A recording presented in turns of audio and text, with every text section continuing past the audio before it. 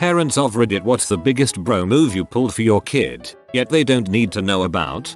I don't know if this counts, but I sometimes slip a 20 in my son's wallet while he's in the shower or asleep when I know he has a date. He's a good student and works part-time, but after he pays his car insurance his spending money can get a little tight. I don't think he knows because I've heard him tell friends about money he forgot about. That definitely counts, and is adorable. I'm a nanny, but I've pulled some bro moves for the boys I look after. But my favorite one was the time the 6-year had his first little crush. Both the boys are very sweet, kind and quite popular. The 4-year is a little crazy devil and I adore him. But the 6-year is a very sensitive boy and I often have to reassure him a lot. That is, just because the petrol light is on, doesn't mean the car will stop. Anyway, he had this crush on a girl in his class. Super cute, long brown hair, big dark eyes, the works. He agonized over speaking to her every day. He even picked her a flower once, which I thought was a cool move, but he put it on her lunchbox and didn't say who it was from. I go to pick him up one day and I notice the girl in question is looking around anxiously. Her mum is late. I hear her saying to herself, "Where's mum?" but in Greek. Chance detected. So I go up to her and say in Greek, "If your mum is late you can come sit with us and wait for her and play games with 6-year on my phone." Little girl's face lights up. 6-year then impresses her with his extensive Pokemon Go knowledge and I nod along saying that he caught the powerful Pokemon on my phone. He didn't obviously, but I ain't no snitch. Little girl's mum arrives, thanks me, and little girl asks for a play date with 6-year. Success. Mum almost says no until I start talking Greek to her. Yeah, Greek people are funny like that. Strict parents, but they trust their own. Anyway, they have play dates every week now and she calls him her boyfriend. Super adorable. As another Greek, I was obligated to upvote this. Last year when my daughter was in 1st grade she bought a Shopkin snap bracelet with her own money. She was super proud of it. After about a week she took it off at school to wash her hands and left it in the bathroom. She checked the lost and found every day and didn't give up. Finally we bought a replacement and had the lady at the front desk sneak it into the lost and found box. She was over the moon. Bonus. Now your kid will actually check lost and found when they lose things you paid for. Coats, scarves, etc. My wife and I adopted our, now, 8-year-old when he was 5. A few days into living in our house, he had a complete meltdown because he couldn't find his Batman action figure. He and his younger sister were living with their biological grandmother prior to living with us and I guess it got lost in the move. Their grandma was great, but she had significant health issues, dementia, diabetes, and couldn't financially care for 2 kids. Anyway, he was freaking out over the Batman action figure and after hours of screaming and crying, he finally fell asleep. I went out and brought the action figure from the store and put it next to him in his bed. He woke up in the morning and asked where it came from. I told him that his grandma dropped it off. He noticed that it was in better condition than he left it, but I was able to convince him that his grandma stayed up all night fixing it for him. He asked her about it and she didn't remember, but he was pretty used to her not remembering things and didn't really question it. Maybe he knows, but I don't see any reason to tell him. I will be his mom for life. His grandma is very ill now and will likely pass soon. I want him to have positive memories of her. You are the best.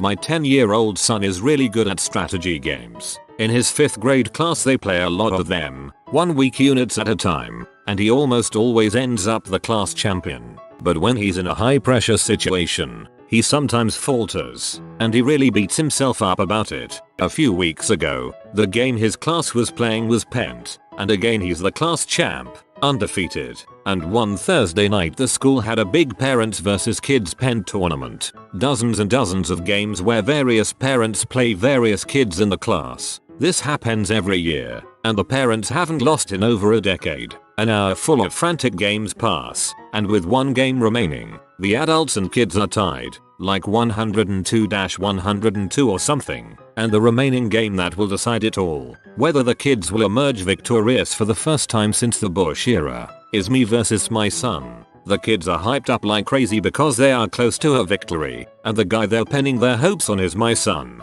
their best player, who has already beaten me once earlier in the competition. They are packed around the table, chanting his name, but I can see He is stressing out big time and getting super frazzled, and with the game on the line, he blows it, makes a really bad move that essentially hands me the game, and the parents yet another victory. He realized it and I could see he was just devastated, so I just stare hard at the board, fake concentrating as convincingly as I can, and pretend not to see it. Made a different play. He pounces and wins. The kids all go ape crap and he walks home on cloud 9, reveling in having stopped the parent win streak. Totally worth it.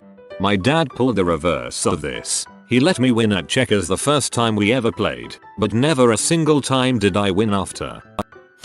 Not a parent, but I used to be a nanny to an autistic kid. Outwardly the most noticeable thing to other kids was that she talked oddly, not poorly, but oddly. She had a tendency to enunciate weird syllables and pronounced some things strangely. One day at a birthday party when she was probably 6 or so, 2 girls asked me whose mom are you and I pointed out the girl I nannied. They said oh and seemed disappointed. I asked if they were friends with her, and they said not really, and then one leaned forward and quietly told me that the girl I nannied talks funny. I told them oh, that's just her accent. Her father is French. Even though it wasn't an accent and that isn't even how accents work. They were 6 and had no idea, so they were in awe that they knew someone with a real accent. They immediately befriended her and started telling other kids that she had an accent, which made the other kids interested in her as well. One of those 2 girls moved away, but the other is her best friend now, 8 years later. Apparently 6-year-olds think accents are great. You are a bro of brothers. If there is a heaven there will be a tribute to your broness. Not a parent, but my mom saved my butt. When I was 13, I started my period. I didn't use tampons that much and as a result, ended up using a lot of pads. The thing is, I had no idea that they weren't supposed to be flushed. So, I'd been unknowingly fricking up the sewage system at my house. One day, my brother invites one of his friends over that I had a crush on. Apparently, they went to the bathroom and saw one of my bloody pads stuck in the toilet. My brother proceeds to make fun of me about it and call my mom to vent his embarrassment. But, my mom said that it was hers, that she accidentally forgot to flush. However, my mom hadn't had a period in over 10 years at this point. I didn't find out until maybe 6 years later that my mom took the fall for me because she knew that I liked my brother's friend and didn't want to frick anything up for me. Total bro move. Your mom is the real MVP. My mother-in-law did not approve of us having more than one child because of overpopulation. She was in love with our first child. Then when we had our second child she did not treat her the same because, yeah no, she never should have been born. It got even worse when our third was born. She outright despised him. So each year at Christmas, she would send child 1 several expensive gifts and 1 cheap gift to child 2 and nothing to child 3. We always went out and bought some gifts for child 2 and 3, labeled them from grandma so they wouldn't know. She passed away so it's no longer an issue we have to worry about. My kid knocked over the TV in the living room while she was dancing around, and when mom got home, she stormed into the room about to rip my kid a new one. I could see the fear in her eyes, so I stepped in and said I knocked it over when I was throwing pillows while playing. I paid for it in more than one way, but it was totally worth it because I had an excuse to go shopping for a new TV. Another TV story. My best friend's little sister accidentally put a hole in their TV playing Wii a couple years ago. She felt just terrible, figuring her dad would be pee. He never got angry, said it was an accident, and went out to buy a much nicer TV. Not entirely on topic but somewhat relevant. My mom and I had, and presumably still have, although it hasn't been used in years, a code hand gesture that meant whatever I'm about to ask you, please say no or come up with a reason not to. We came up with it so I could get out of having to hang out with annoying kids without upsetting anyone. But my mom used it a few times when I was older so I'd remind her about an appointment or errand that needed running. By the time I was in my mid-teens we were basically roommates and bros. Played a lot of COD online together and such. Good times. I need to pass this method on to my husband. It's comical thinking back on it, but when you are in the moment and you just want someone to back you up to get out of something, but they just aren't catching on. Oh, the frustration. I believe your method will solve this problem nicely. Mom of 2 here. My entire life is a bro move, but here are 2 that you guys will approve of. 1. I don't notice the lotion left in the shower after my son's hour-long showers that somehow end with him never washing his hair. 2. My daughter's best friend comes from a lower financial status, so I never ask her or her mom for money for any of our activities that I bring her with. I just state that her mom already gave me the money. That way the girls have spent years roller skating, mosaic classes, watching movies, going to pools without ever having to deal with the awkwardness. BFFs forever. Oh, and they get to see all of the Marvel, Star Wars, Hobbit, and Harry Potter movies for the first midnight shows with their friends. Being the kid who grew up with less money than my friends' families, this is a great thing. You let a kid experience things she maybe never would have, and never made her feel bad about her financial situation. I was lucky enough to have parents of friends who did the same things. Thank you for being awesome.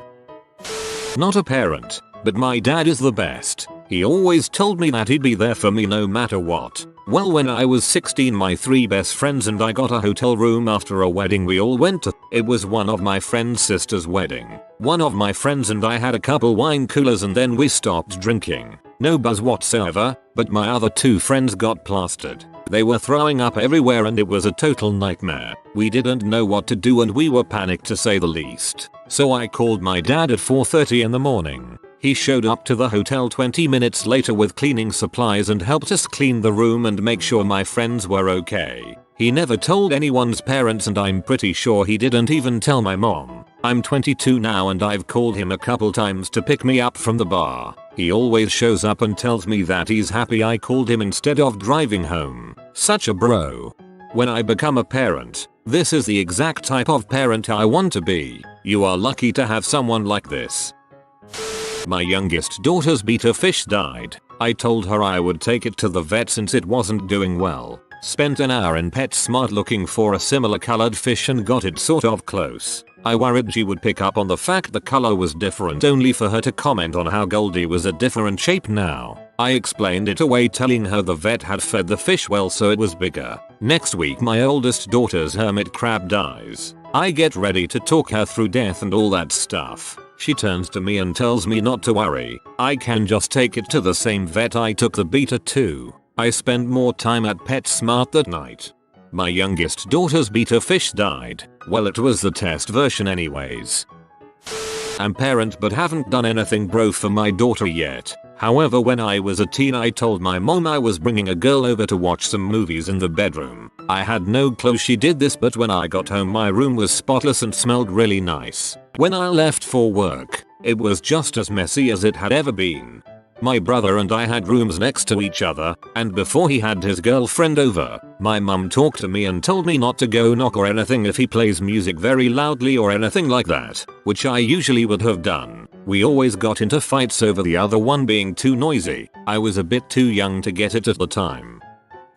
Ashley was the little one's best friend ever. She was horrible. Ashley ruined Sparkly Princess Day by spilling all of the glitter on the carpet. She had a grating voice. She yelled, squealed most words. She whined like a toddler when she didn't get her way. She was constantly talking and whining. And she said stupid things. Because I was 8. As an adult you never think you'd hate a 3rd grader. But you don't know Ashley, a picky eater who was always hungry and complained about everything you offered her. She started sentences with "you need to" or "I want" or "I hate." Once I was driving them somewhere and Ashley was so irritating that I contemplated dropping Ashley off on the corner and driving away. Well, kids mimic each other and the little one started picking up Ashley like effects. She started whining and she started yell talking. So, I scheduled the little one in an after school program that I knew Ashley's parents didn't approve of, because I knew for certain she wasn't allowed to go. A few weeks later there was a different best friend in the backseat of the car. There was a huge spider that ran onto my daughter's face this morning. I ninja'd, grabbed it, and threw it across the room. I never knew spiders bounced. It could have been a lot worse. Last time a spider ran across my crotch I punched myself. Mayo, thank God you didn't punch your daughter in the face. I stopped being an alcoholic and quit smoking before they were born, if that counts. Otherwise we would be living in a trailer in the woods with no internet like a bunch of scrubs, like I grew up. My kids already have a way bigger head start in life than I did. My wife had a bad car crash and insurance took a long time to pay while we had to foot all the bills. Money was getting very tight. One day, $5,000 appeared on our account without any message, transferred by my dad. We drove to my parents and, tears in the eyes, thanked them and said we would definitely pay them back as soon as we could, and my dad said no need, just help me when I need money someday. That day will never come. Both of us knew, as he's done very well in life, working very hard. Thank you, Dad. Well, the day he needs money might not come, but don't send him to a nursing home when he's old. Take him into your own home. One time I got suspended for wearing these super ridiculous goth boots that had metal plating on the front. I was really gothy and a nerdy band kid at a very conservative high school in southern MT, and my school was constantly picking on me for my clothes. They suspended me for bringing weapons to school for the boots, one of many frivolous suspensions related to my clothes. Note, I was an average kid with no criminal record otherwise. Getting suspended also got you a 0 for the day, which you could not make up under the administration's rules. My mom had just lost her brother in a sudden brain aneurysm, and when she picked me up from school, I could tell she was super fed up with the administration's crap, especially in the midst of the most difficult personal crisis that had happened to her yet, on top of recently leaving my emotionally abusive dad. She went in my room, dressed up in some of my goth clothes, and put on the boots. This was back when cell phones had just evolved to contain cameras, and we took a bunch of stupid selfies. I set it as the wallpaper on my phone. It got confiscated the next day just for falling out of my pocket, and put in the dean's office. I'm sure he saw those selfies of me and mom. Mom bro levels were high that day. I was hoping you were going to say she went to talk to the administrators in goth clothes. That would have been amazing. I'm a father. I have 2 daughters who are today 9 and 4. When the younger was only a few months old, around 3 years ago or so, things weren't going so well with their mother. She is an alcoholic and a drug addict, was screwing around in our home, drinking and drugging around the kids. I stepped to her, no nonsense, and told her I wasn't going to raise our daughters in a home with any of that garbage going on. They deserved a peaceful and safe place to live. I threw their mother out that day and never intend to ever place my children in a situation like that again. We're all doing well and I've stuck to my guns about it since. Not a dad, but I love with my brother and his family. The extra income means we all live in a much nicer place than we would be able to afford otherwise. My brother is a lot like my dad, caring, but very strict. My eldest nephew lands somewhere on the low side of the autism spectrum, and has a tendency to act out when things don't go his way. When his dad handles it, there's a lot of yelling and crying. My brother tries, he really does, but he's not the best at being patient with the boy. When I see a blow up imminent, or a tantrum on the brink of happening, I suddenly find a need to run to the store, and I need a helper to come along with me. We usually have a good talk about his day, if anything is bothering him, and I usually make a point about talking about his 2-year-old little brother. He's 11, and starting to take this whole big brother role model thing pretty seriously. By the time we get back, he's usually corrected his course, and the sailing is much smoother for the evening. The little guy is stuck in a loop where he wants to be treated like a big kid, but gets too easily frustrated when he's not, which leads to him not being treated like a big kid. I hope I'm doing at least a little to break that cycle. Not a parent, but my boyfriend's dad is the real MVP. My boyfriend and I were 15 and I asked my mom if I could sleep over at his house, because he lived an hour out of town. She said no in about 5 seconds. That day my BF's dad picked me up because we were going to a hockey game in another town. There was a mild snowstorm during the game, so he called my mom and said it wasn't safe to go all the way back to drop me off. The roads were just too bad. It would be safest to go directly to their house. When my mom agreed and he hung up the phone, he turned to us and said, "I'll support you guys with this whole Romeo and Juliet thing." Still dating after 5 years. I'm not a parent, but I have a good bro memory with my dad. When I was 16 and had my first girlfriend, I told my dad about it, and about 3 months into the relationship asked if she could come over on the weekend to meet them. My dad agreed. When I came home from school on Friday, my dad had taken my mom and sisters to the Great Wolf Lodge. On our kitchen counter he left me a $100, condoms, and a note saying the $100 is for food and a date. Do not throw a freaking party. Don't enter our room or your sister's. Use your room. Please use protection and we'll be back around 10 PM tomorrow. Safe to say I lost my virginity.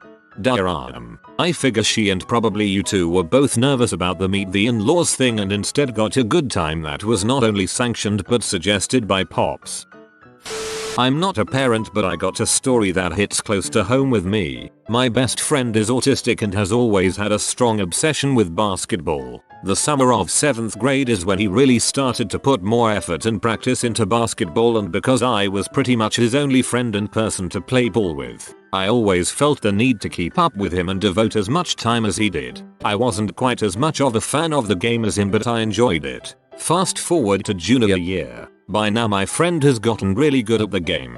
Spent all his time at the gym to get better. I got pretty tired of playing it and didn't have the time or the resources to put effort in practice since high school, so the gap between our skill had gotten pretty big. His parents were pretty aware of this as we played every Friday night. A good 5 or 6 one-on-one games. Results were always me losing them all. Well, one day they came to me and said, hey, we got you a gym membership. I didn't actually ever have one when and would spend my own money to go there. $20 a visit, 4-6 visits a month. So it was really nice of them. The part I didn't realize was the membership was about $60 a month, and original they said we can talk about the money later still hasn't come, and it's been 3 years and haven't once asked for the money. We're talking $2,000 plus. I feel like they knew I didn't have the money for it despite my part-time job I worked to raise money for college. My mom pulled a huge bro move for me one time. I was maybe 17 and a friend and I were playing with a cap gun and playing on his computer because we were nerds and 17. We decided to go up to the market for a soda, and my friend brought the cap gun with him. We hit a red light and I cut off the light by going through a bank parking lot. The cap gun was on the dash because we were 17 and nerds and retarded. We got our sodas. Driving home I say to my buddy, wow, lot of cops out today. Yeah, weird. We get back and we're shooting hoops in the street when the entire freaking police force rolled in. They ask if the car is mine. I say yes. They say they got a report of a gun in the car. Put me up against the hood and search me. My buddy is sitting in the driveway freaking horrified. The neighbors are all now either peering out windows or straight up in the front yard while the town police force has guns at the ready. I assure them it's just a toy. Search the car, not gonna get any fight from me. Anyway, they call my mom and she leaves work and comes to the scene freaking tear butt. I mean, she is 11/10 about to holocaust my stupid butt. She reads me the goddamn riot act in the street. She calls me every name in the book while I stand there feeling like an idiot. The lead cop was loving it. It went on for what seemed like an eternity before they sent me home. I get home a minute or two before my mom and I'm like, welp, I'm dead. My dad asks how my day was and I assure him he'll find out momentarily. My mom walks in the front door like nothing happened. Pretty good show. Huh. WH. What? It's obviously toy freaking gun. Jesus Christ. Do they have nothing better to do? What a freaking waste. Couldn't believe it. I mean, she is 11/10 about to holocaust my stupid butt. I needed that laugh this morning. Thanks. I'm throwing my mom into the ring for this one because she's awesome and I don't think she knows I know. So yeah, I'm another one of those. Sorry not sorry. When I was younger, I was a geek dork. So I got made fun of a lot. In kindergarten there was this guy named Mark who was much older than me along with his friend Shane. He used to be a bully and it really upset me. No matter how much I told him to leave me alone, pushed back, he wouldn't, and it really upset me. One day something happened, I don't remember what it was, but she got fed up, so while I was talking to the teacher one day, mom cornered him and said something of which I have no idea. From then on, he was always nice, respectful and very friendly to me. We even played on the playground together without issue. In fact, he kind of turned into my protector. Never had a problem after that. I still wonder what she said did. It was on the sly too, as I don't think she ever got in trouble with any of the teachers or his parents. I got away from their abusive, cheating, felonious, narcissist father. I couldn't raise my sons to be decent men if I stayed with their father. It took almost 3 years to get him out of my life, but once he was out, he was gone. I have been with my current their dad since they were 5 and 4. They are 13 and 11. Well done, mama. Leaving a narcissist is a heck of a trip. Not for my kid. but a student. I teach 7th grade, 11-12-year-olds. A girl raised her hand and made me walk over to her desk. She looked at me with huge eyes and just gestured. Finally figured out she was asking to go to the bathroom. Okay, sure, whatever. When she came back, she stood next to her seat and wouldn't sit down. I let it go. Almost end of class anyway. Next period came in and I told them that someone had spilled their drink, lemonade. Let's not use a desk today. Cleaned it up and let it be. Not one student realized this poor child had peed in her pants. They were black pants, so didn't show. My 2-year-old left her Raggedy Ann doll in a playground. We go back to find it a couple hours later, and we do find it, after dog had chewed off its face and scattered the stuffing. Super meltdown time. I took the remains, and figured out the product name and manufacturer from the tag, and was able to call up Hasbro and have it delivered a few days later. We then told her that I had sent her doll to a doll hospital. Actually, such things exist, and she'd been all fixed up, presenting her with the replacement. I earned about 1 million dad points that day. As a precaution, I then ordered 3 more of that doll, and stashed them away. Thank God I did that. Not a parent, but did this for my little brother. The little dude God has been saving his money, couple quid here and there and birthday money he gets. Later on I found out he had also started saving his school dinner money and won't eat during school lunch. For months and months to buy himself a new set of trainers. He got them, was so proud, worshipped them practically lol, would even put them back in the box with paper wrapped around them each time he took them off. Only 2 weeks later, some idiot at his school purposely ruins his shoes in his art class by pouring paint on them. He came home crying and I promised him I'd get them so clean he wouldn't even know paint had touched them. I couldn't do it, so on purpose would make sure he saw me cleaning them, was pretending to keep the charade going, and went out and bought him a brand new pair, left them in his room. Kid got up for school and was as happy as I've ever seen him. Only a few years ago did he tell me he actually knew I went out and brought him a new pair, but he really appreciates it and now he's super careful about anything he owns lol. All this warms my heart. You're the best brother ever. I have 2 boys and I only hope my boys will grow up to do things like you did for each other. This is late so it will probably get buried, but when my son was about 10 his friend didn't invite him to his big sleepover birthday party. All of the other kids in the friend group were invited, leaving my son feeling left out and having nobody to hang out with on the weekend. I took him to the movies to see Jackass, which was brand new, rated R and wildly inappropriate for his age. Come Monday he was a minor celebrity at school because he was the only one who had seen it. One of the hardest things to deal with as a parent is another kid being a royal dong and hurting your kid. My 10-year-old just went through something similar. His BFF had moved to another state, came back to visit, and didn't even call him. Hung out with another kid. My son was devastated.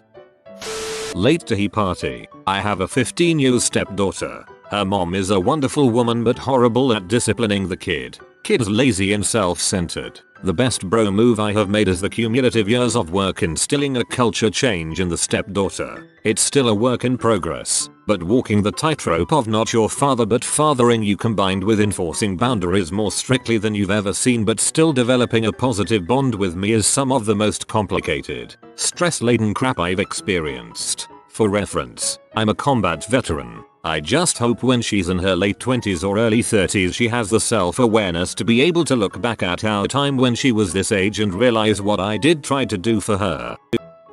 Not me, but something my dad did. My aunt tends to promise things that she cannot follow through on. This particular time, she promised my sister she would buy her a new car on her 18th birthday, a few weeks before my sister's birthday, and it's looking like once again, she will not be following through. My dad ended up buying the car for my sister, and gave my aunt all the credit. What's truly outstanding is that at the time my sister and dad did not get along. She was constantly arguing with him and disrespecting him, and all through her screams of "I hate you" etc. He never once brought up that it was him making her car payments.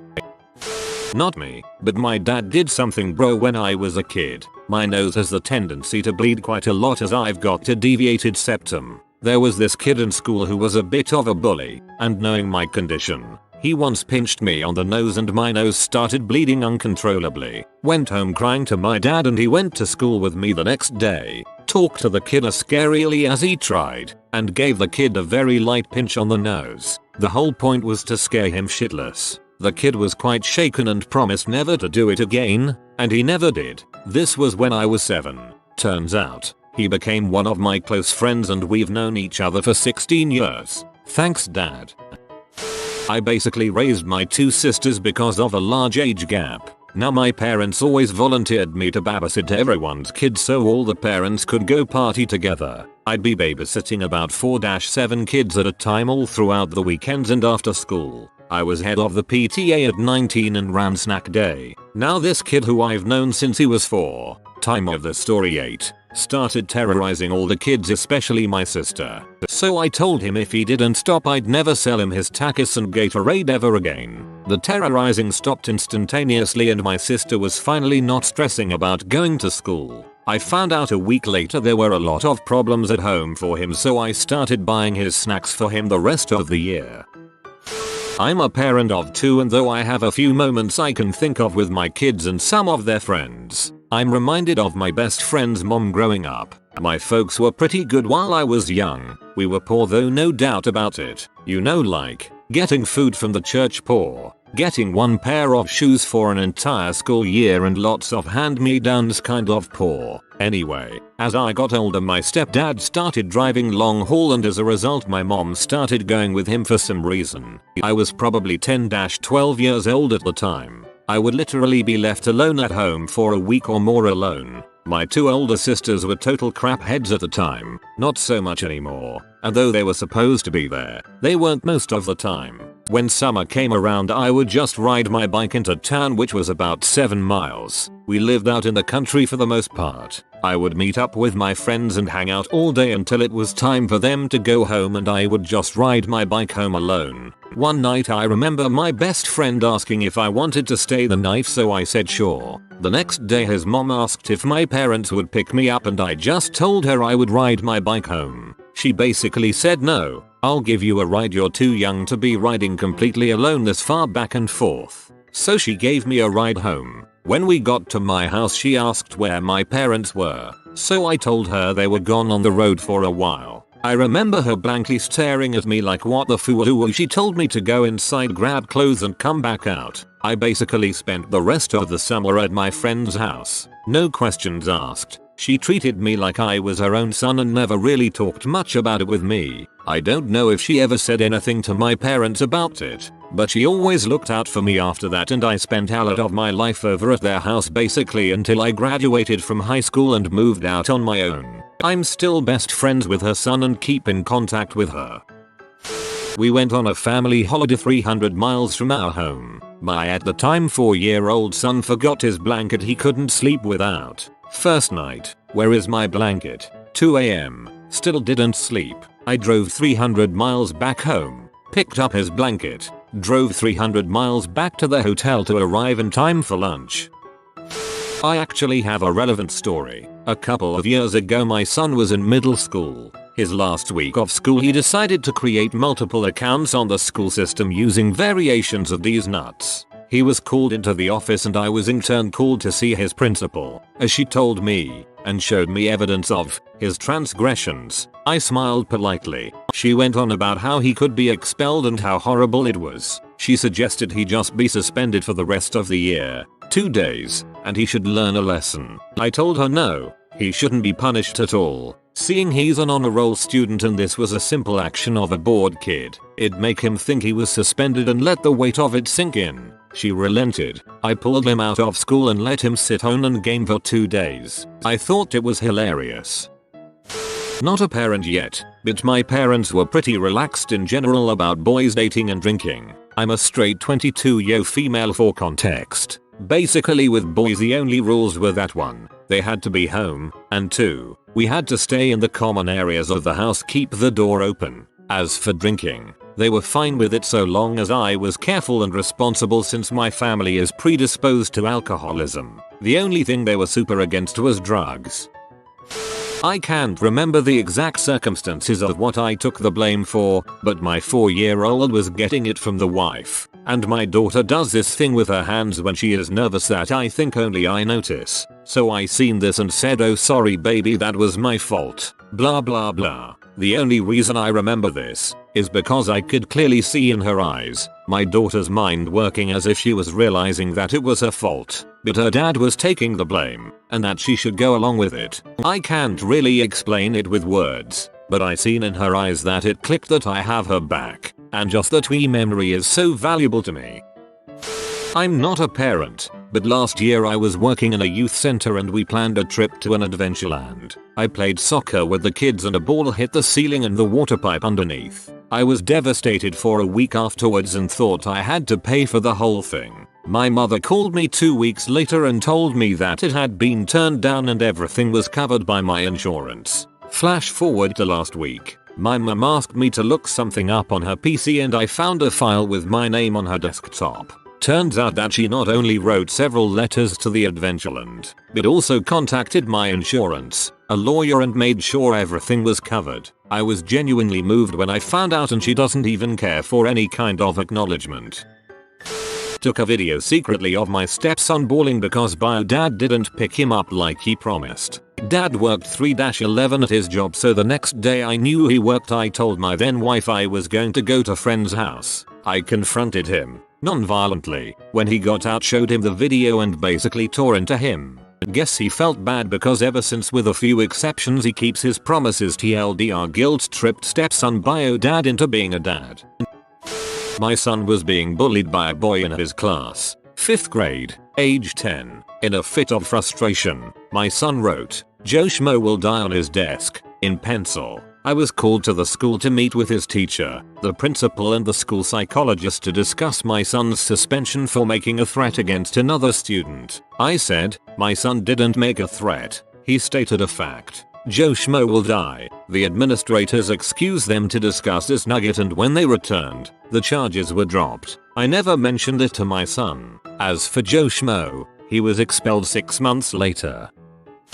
Again, not me, but my dad. When I was 15 I tried weed for the first time. Bad trip. Frick. So I called a friend and instructed him to call my dad. Dad was chill, just wanted to make sure I'm okay. 20 minutes later my dad and stepmom show up. They get me coke and some food. Took me out for 2 hours. Made sure I was okay. We joke about it occasionally. He knows I was going to try, so no point is scolding. He just educated me and told me to try it with them instead of alone.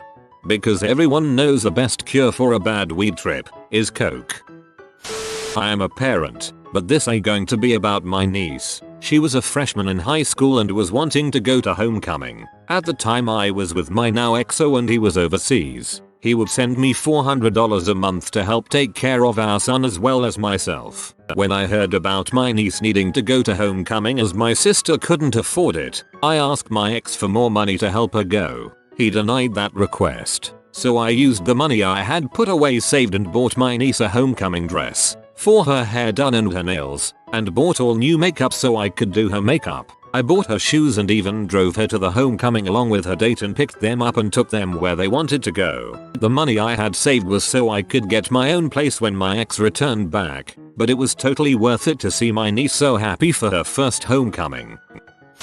My kid knows about this one, but hopefully it still counts. When he was 8 years old, we had just moved to a new neighborhood, and my kid had lots of friends living within walking distance. The kids were over at our house all of the time, and all was good. One day, several of his friends showed up on their bikes and want my son to go riding with them. My son had taken a nasty spill on his first bike when he was 5, and even though we continued to buy him a new bike every year, he never wanted to ride. And I think he always considered himself a shaky rider at best. His friends showed up, popping wheelies on the speed bumps in our subdivision, ready to go. I looked over at my son and could see the concern on his face, because I knew that he didn't want to appear to be the worst rider in the group. These kids were begging him to come and ride, and his unused bike was clearly visible in the open garage. He was walking hesitantly toward his bike, so I ran outside and yelled, "Don't even think about getting on that bike. You know you twisted the heck out of your knee last week. I have told you over and over about this bike riding and I am tired of it. I do not want to see you on a bike again until further notice. His friends' heads all swiveled around, as I don't think that any of them had ever heard me curse, so they knew I was serious. They begged for my son to come and play with them and asked me if they could leave their bikes parked in my driveway. I took a deep breath, pretended to think about it, and finally said yes. Everyone ran off to play, and then my son came running back to me. He just whispered, "Thanks, Mom," and ran back out to his friends. Growing up is tough enough, and I'd do anything to save my kids from embarrassment. You have been visited by the romantic doggo. Comment love is magic so you never fall in the friend zone. Like and subscribe, you magnificent person.